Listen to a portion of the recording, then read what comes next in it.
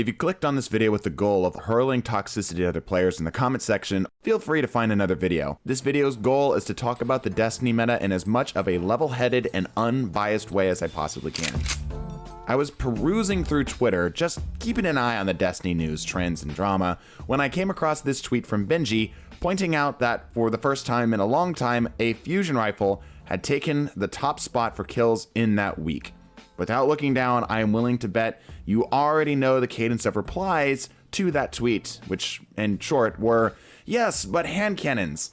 As a quote-unquote content creator, there is a mixture of feelings you get when you set your mind to creating and publishing a video, and I'm sure this isn't exclusive to me. This feeling is a mix of anxiety, excitement, and reverence to try to deliver your points on opinionated topics with as much care and respect as you possibly can. Today, I would like to discuss the very hot button topic of hand cannons in PvP. I'm going to try to be as fair to the topic and as unbiased as I can, but biases are inescapable, and anyone who says they're unbiased is either delusional or lying. So, straight up, I don't use hand cannons much. They aren't really my thing. That's my bias. Now, I still think I'm more than well enough equipped with well over 2,000 hours in Destiny 2, with 80% of that time being Crucible alone to give you a thorough discussion of the topic, but even so, if that's a major turnoff to you, I understand. But do remember this isn't purely my position formatting these ideas. I have leaned as hard as I can into the understanding of others to make sure I'm not completely off my rocker, but feel free to leave an honest and polite feedback if you disagree. I reserve the right to be wrong, but I plan on batting for both sides, as it were, with the hope that both of the primary parties involved can come to a better place of understanding for the good of the game I really happen to like, Destiny 2. Destiny PvP is like a lake. When it's nice and full of water, it has a smooth experience.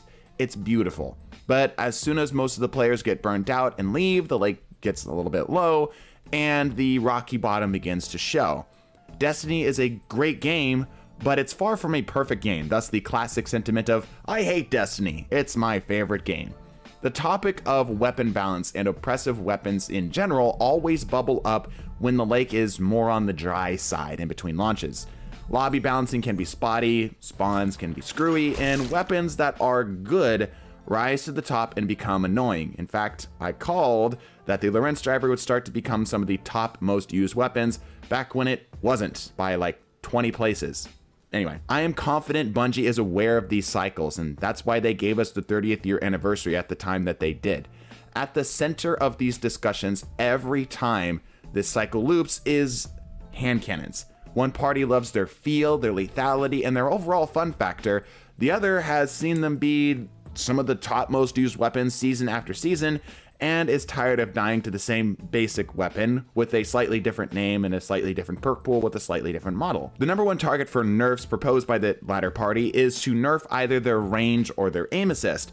On paper, these two seem like they are perhaps the most impactful at what makes them so dominant, but as a professor in off-metaology, this change would destroy both the usability and the fun factor, I think. I just don't think that quote-unquote fixing hand cannons would be as simple as a straight linear nerf to what makes them good. This game is a complex and carefully interwoven.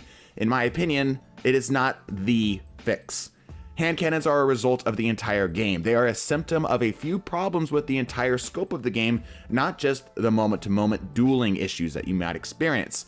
Destiny is a big game. Recently, I've been playing a lot of Don't Starve, and despite that game being a lot of fun, you can imagine it is far easier to balance a game when you quite literally don't have another dimension. Map design, I believe, is the biggest cause of hand cannons' dominance. The maps aren't bad. Heck, we haven't received a new PvP map in over, like a year? And us crazy PvP players still have a good time. But when you break these maps down, you get a bit of a different picture. Let's look at Widow's Court, widely regarded as one of the largest and most open maps in the game. For scale, here is about 30 meters, which is about the edge of the optimal range of a well-rolled, high-range 140 hand cannon, in this case a Dire Promise. Even this map, which is by no stretch of the imagination one of the bigger map selections, has these select pieces of cover to allow the more mid and close range weapons to shine. This allows players to still hold their own with these weapons despite the obvious map advantage of longer range weapons. It isn't optimal per se, but it's passable. These careful pieces of cover were placed to create places of less range out of a long range map. Conversely though, you cannot get more range out of a map that just doesn't have the space. The best possible choice if you were to try to do something like that as a designer would be to cut a line straight through the center of the map so that longer range weapons have a space, but surrounding those lanes will inevitably be areas where you're just not going to be able to compete. Think Endless Vale.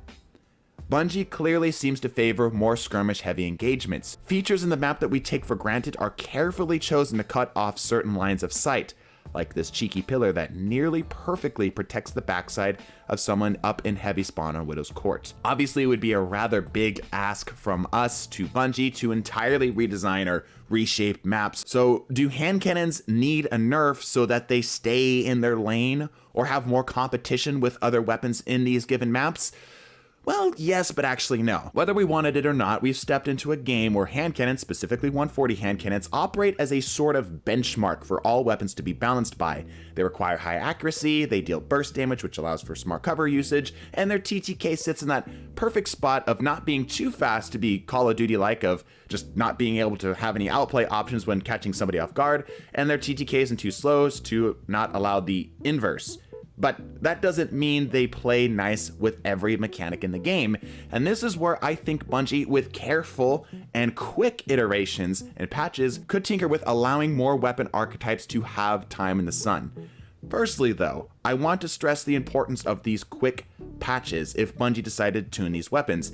Destiny's PvP is like a massive jigsaw puzzle. If you were to make one piece just a bit too big, the rest of the pieces would have to rise to meet them. What we want to avoid is power creep, and that's when players in the game slowly get more and more powerful in validating older strategies or builds, or just making the best even clearer the best, but I digress. Aim assistance is not the issue, I don't think. Here is a hand cannon hitting a headshot it has no right to hit. Here's an auto rifle doing the same thing. And a pulse rifle. If you couldn't tell, yes, we're on controller. Aim assist is such a huge topic that I'm afraid to dive too deep down that. But for now, let's just leave it that yes, aim assistance could be tuned, but it's likely not the monolithic singular issue that hand cannons are so dominant by. We did mention range, but I will make a point here against hand cannons. Other weapon types lack the range to grant them advantages on hand cannons that are similar in TTK. For example, this 140 Dire Promise has nearly identical ranges to this 600 auto. It may be worth Bungie's time to give weapons that compete in this nearly identical range, like rapid fire pulses or autos primarily, even just like 5 more meters worth of range. This would give them a very slightly better defined niche in their duels against things like 140 hand cannons and just other hand cannons in general.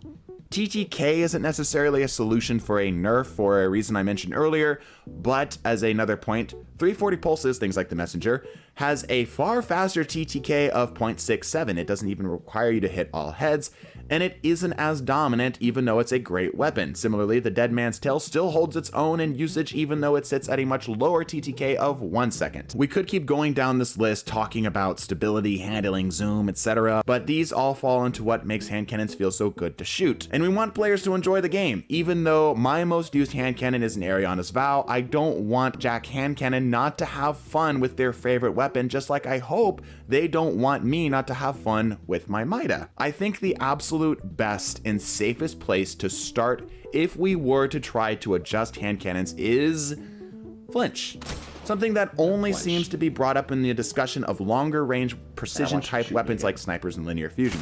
Again, here's another side by side. Hand cannons throw your aim off compared to even a pulse rifle or a scout rifle by a mile. If you shoot someone with a hand cannon, you are more likely to win even if you had a scout with a similar or even faster TTK, because your target will have a much harder time shooting back. Even here, I don't think we should purely target hand cannons in this. If hand cannons were to be nerfed by reducing the flinch that they cause, I would also like to see the sandbox team slightly increase the flinch caused by other weapons. We don't want to create a flinch meta, but if we stuck our toe into this ideology and buffed the flinch caused by other lesser used archetypes of weapons, I think we would have a slightly more diverse meta. Here, some examples here, I'm thinking of like 450 autos, 150 and 180 scouts, 390 pulses, and trace rifles in general. I could be entirely wrong about this idea, but regardless, I hope this at least fairly treated both sides of the argument well.